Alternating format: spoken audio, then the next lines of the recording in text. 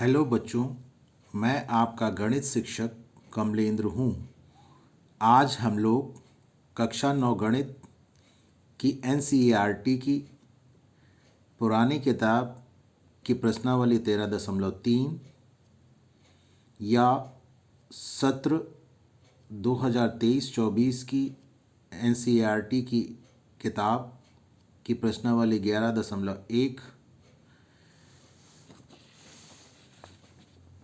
की प्रश्न संख्या 6 के हल को समझने का प्रयास करेंगे। जैसा कि आप देख रहे हैं, प्रश्नावली 11.1 का के प्रश्न 6 में लिखा है कि शंकु के आधार की एक गुंबज की तिर्यक ऊंचाई और आधार व्यास क्रमशः 25 मीटर और 14 मीटर हैं। इसकी वक्र पृष्ठ पर रुपये 210 प्रति 100 मीटर स्क्वायर की दर से सफ़ेदी कराने का व्यय ज्ञात कीजिए।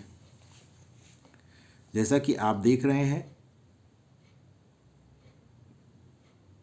इस प्रश्न में दिया गया है कि जो गुंबज है वह शंकु के आकार का है और शंकु की तिर्यक ऊंचाई 25 मीटर दी है। आधार का व्यास, शंकु के आधार का व्यास 14 मीटर दिया गया है और इसकी वक्र पृष्ठ पर रुपये 210 प्रति 100 वर्ग मीटर की दर से सफ़ेदी कराने का व्यय हमसे पूछा गया है।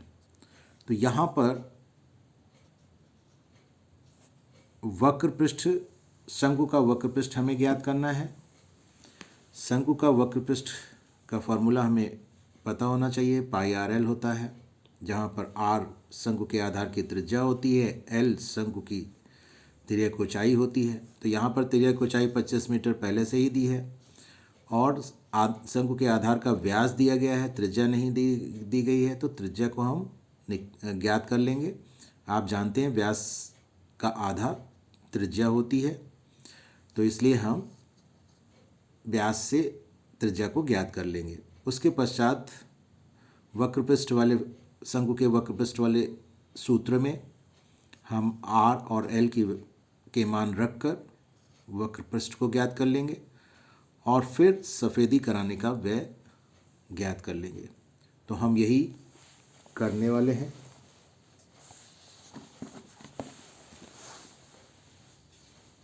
आप देख रहे हैं कि इस प्रश्न के हल को समझाने के लिए मैंने इसे इस रूप में लिखा है। यहाँ पर आप देख रहे हैं, सबसे पहले हम प्रश्नानुसार लिखते हैं। प्रश्नानुसार का अर्थ ये है कि प्रश्न में हमें क्या क्या दिया गया है। तो यहाँ पर हम देख रहे हैं कि शंकु के आधार का व्यास d बराबर 14 मीटर लिखा हुआ है और इसलिए शंकु के आधार की त्रिज्या r बराबर d/2 अर्थात व्यास बटे 2 अर्थात 14/2 बराबर 7 मीटर। तो इसे हम ज्ञात कर लेते हैं। और शंकु की जो तिर्यक ऊंचाई होती है उसे L से दिखाया जाता है। L उसका संकेत है, ये आपको पता ही होगा। तो L बराबर 25 मीटर यहाँ पर लिख लेते हैं। हम हमेशा प्रश्न में जो कुछ भी दिया रहता है उसे पहले लिख लेते हैं, फिर जो हमें ज्ञात करना होता है उसे ज्ञात करते हैं। यहाँ पर L और R ज्ञात करते हुए आपने देखा कैसे ज्ञात किया हमने।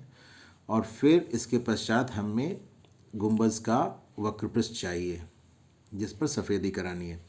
तो शंकु के आधार की गुंबज का वक्रपृष्ठ जो है बराबर पाई आर एल होगा और पाई आर एल में पाई का मान 22/7 प्रश्न में दिया गया है। पहले प्रश्नावली में पहले से ही कहा गया है कि सभी प्रश्नों में आप 22/7 लें। जब तक कि उसमें अलग से कोई पाई का मान ना दिया गया हो। तो यहाँ पर हम पाई का मान 22/7 रखते हैं, आर का मान 7 लिखेंगे और एल का मान 25 लिखेंगे। तो इस तरह से 22/7 × 7 × 25 हमें प्राप्त होगा और 7 से 7 सरल हो जाएगा, कट जाएगा। और इसके पश्चात हम 22 और 25 को गुणा करेंगे तो 550 वर्ग मीटर हमें प्राप्त होगा।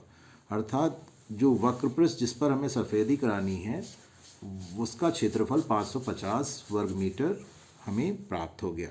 अब हमें प्रश्न में दिया गया है कि हर एक 100 वर्ग मीटर के लिए 210 रुपये देने होते हैं। तो उसे ज्ञात करने के लिए, सफ़ेदी कराने का व्यय ज्ञात करने के लिए हम सफ़ेदी कराने की दर से वक्रपृष्ठ की गुणा कर देंगे। जैसा कि यहाँ पर आप देख रहे हैं, मैंने लिखा है 210/100 और गुणे 550। तो यहाँ पर 210 रुपये है, आप देख रहे हैं, 100 वर्ग मीटर है और यहाँ पर 550 वर्ग मीटर है। ये मीटर स्क्वायर कट जाएगा, रुपये बचेगा, तो हमारा उत्तर रुपये में आएगा। और यहाँ पर देखिए क्या है, उसी को मैंने फिर से लिखा है 210/100 गुणे 550। यहाँ पर एक जीरो से एक ज़ीरो काटा, फिर दूसरे ज़ीरो से दूसरा ज़ीरो कट गया और अंश में बचा 21 × 55। और 21 × 55 का मान हम ज्ञात करते हैं तो 1155 रुपये आता है। और इस प्रकार यही यहाँ पर हमें उत्तर के रूप में प्राप्त होता है या हल के रूप में प्राप्त होता है। तो इस प्रकार आपने इस प्रश्न के हल को समझा होगा। यदि कहीं पर आपको कोई परेशानी आती है तो मुझसे पूछ सकते हैं। धन्यवाद।